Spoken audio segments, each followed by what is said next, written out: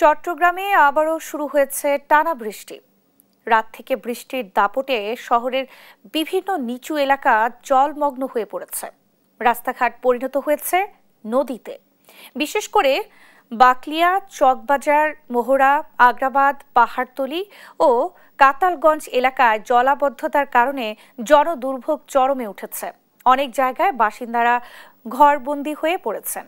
স্থানীয়দের অভিযোগ, সিটি কর্পোরেশনের পক্ষ থেকে পানি নিষ্কাশনের ব্যবস্থা যথাযথ না থাকায় প্রতি বছরই এমন পরিস্থিতির শিকার হতে হচ্ছে তাদের।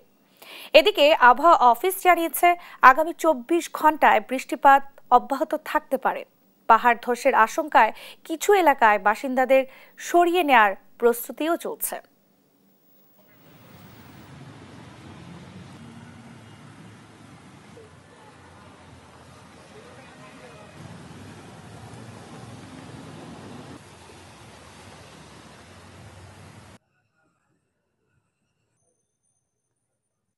ড্রেন যেগুলো আছে এগুলো ক্লিন নাই, প্রথমত যেগুলো পলিথিন পরে আছে ড্রেনগুলো ক্লিন করলে, যেগুলো খাল আছে খালগুলো পরিষ্কার করলে জলবদ্ধতা নিরসন হয়ে যাবে।